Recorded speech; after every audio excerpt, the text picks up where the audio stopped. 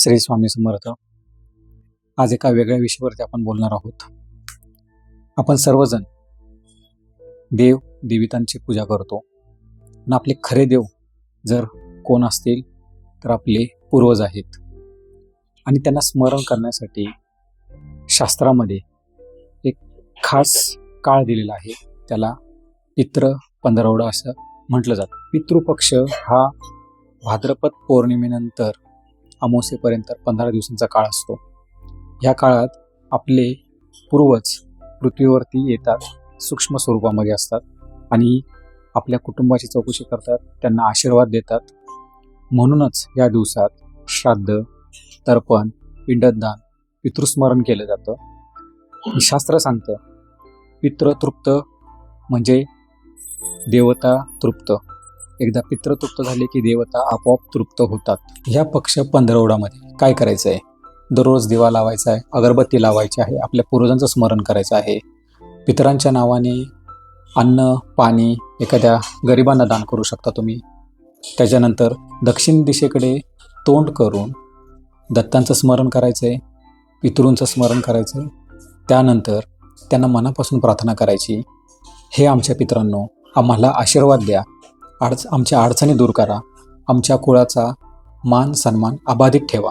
पितरांचे आशीर्वाद प्राप्त झाले तर जीवनातली सगळी संकट आपोआप दूर होतात. म्हणूनच ह्या पितृ पंधरवड्यामध्ये जेवढं काही तुम्हाला पितरांची सेवा करून अन्न पाणी ह्यांचं दान करून त्यांची स्मरण करून आशीर्वाद घेता येतील तेवढे आशीर्वाद घेण्याचा प्रयत्न करा आणि त्यांची कृपा प्राप्त करून द्या. आजपासून तुम्ही एक विधी करू शकता 15 दिवस. याच्यामुळे सुद्धा तुमचे कुंडलीमध्ये जर एखादा पितृदोष असेल किंवा जर तुमच्यावरती पितर नाराज असतील तर हा विधी केल्यानंतर बराच ड्राफ्टिक चेंज तुमच्यामध्ये पाहायला मिळेल. आत्तापर्यंत तर अनेक वर्ष म्हणजे साधारण 3 वर्ष जे माझे परिचित आहेत त्यांना हा विधी करायला सांगितला होता. त्यांच्यासुद्धा जीवनामध्ये बरेच ड्राफ्टिक चेंजेस या छोट्या विधीमुळं पाहायला मिळाले आहेत. तर हा विधी काय करायचा आहे? एक आजच्या दिवशी तुम्ही एक पाठ घ्या, त्या पाठावर थोडंसं गंगाजल शिंपडा. जसं आपली प्रार्थना असते, अपवित्र पवित्र सर्वावस्थागत उपय या स्मरेत पुंडरीकाक्ष अभयांतर सूची, म्हणजे जे काय अपवित्र गोष्टी आहेत त्या सूचीभूत करून घ्या. त्याचबरोबर एक थोडं गंगाजल शिंपडा, एक तांब्याचा घडवा घ्यायचा आहे, कलश घ्यायचा आहे. त्या कलशामध्ये तुम्हाला पाणी घ्यायचं आहे भरून आणि त्याच्यावरती एक झाकण ठेवण्यासाठी एक ताटली ठेवायची आहे. एक तो पाट जो आहे तो दक्षिण भिंतीकडे ठेवायचा आहे, म्हणजे तुमचं मुख हे दक्षिणेकडे झालं पाहिजे.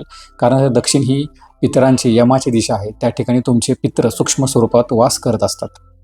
तर त्या ठिकाणी तुम्हाला पाठ ठेवल्यानंतर तो पाण्याचा घडवा त्याच्यावरती ठेवायचा आहे, त्याच्यावरती ताटली ठेवायची आहे. पितृ प्रार्थना आहे ती तुम्हाला मी ग्रुपवर पाठवतो. ती पितृ प्रार्थना तुम्ही म्हणायची आहे. म्हटल्यानंतर 2 अगरबत्ती त्या ठिकाणी प्रज्वलित करून ठेवायची आहे.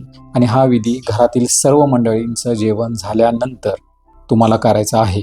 पुन्हा एकदा सांगतो, ज्यावेळेस तुमच्या घरातील सर्व सदस्यांचं जेवण कंप्लीट होईल, तुम्ही किचन ओटा पूर्णपणे साफ करून ठेवता, त्यानंतरच तुम्हाला हा विधी करायचा आहे.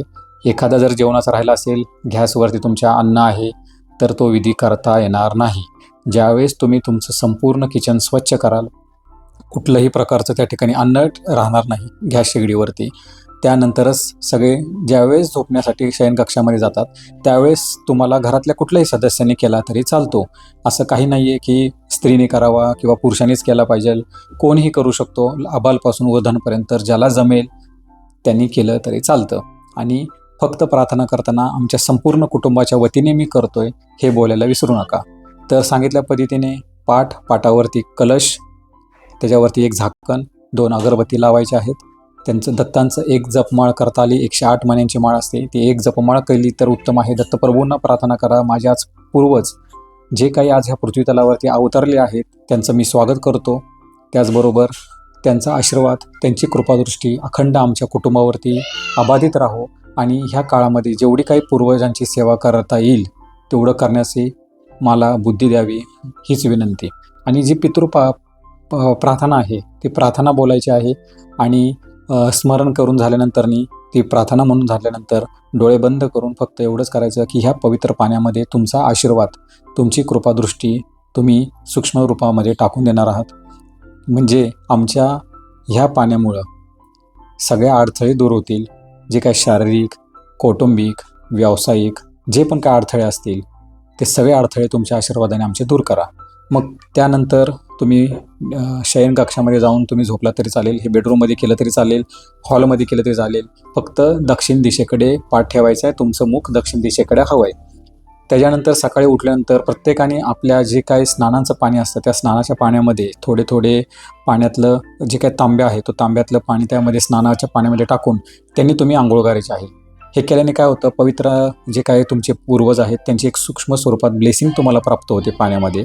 पाणी हे खूप मोठ्या पद्धतीने व्हायब्रेशन्स, एक positive energy, cosmic energy, blessing ही ऑब्झर्व करत असतं. म्हणून पाणी खूप महत्त्व आहे. आणि त्याच्यामध्ये तुमचे 5 एलिमेंटसुद्धा येतात. अर्थ एलिमेंट येतो, वॉटर एलिमेंट येतं, एअर एलिमेंट येतं, स्पेस एलिमेंट येतं. त्यानंतर तुमचं सगळं जे काही अजून एअर एलिमेंट असे 5चे तत्त्व त्याच्यामध्ये येतात. आणि ती तत्त्व आल्यानंतरनी तुम्हाला त्यांचं एक ब्लेसिंग तुम्हाला मिळतं. आणि हे ब्लेसिंग मिळाल्यानंतर हळूहळू ड्राफ्टिक चेंजेस व्हायला सुरुवात होतात. हा विधी 15 दिवस करायचा आहे. ह्याच्यामध्ये कुठल्याही प्रकारचं बंधन किंवा कुठल्याही प्रकारचे जे तुम्हाला त्रास होणार नाही. फक्त एक ब्लेसिंग तुम्हाला मिळेल. आणि हा विधी केल्यानंतरनी तुम्हाला जाणवायला लागेल की हळूहळू काहीतरी तुमच्या जीवनामध्ये एक सकारात्मक बदल घडतो आहे. त्याच्यामुळे नक्कीच सगळ्यांनी ह्या 15 दिवसांचा ह्या पितृ पंधरवड्यामध्ये ह्या विधीचा फायदा घ्या. तुमच्या जीवनात आमूलाग्र बदल घडवून आणा. शेवटी कष्ट हे सगळ्यांना करायचेच असतात, त्याच्यामध्ये कुठेही नाही. पण कष्टाच्या जोडीला जर अशी कुठंतरी एक डिवाईन ब्लेसिंग जर तुम्हाला प्राप्त होत असेल तर ऑटोमॅटिकली तुम्हाला एक चांगल्या गोष्टी घडतील. श्री स्वामी समर्थ.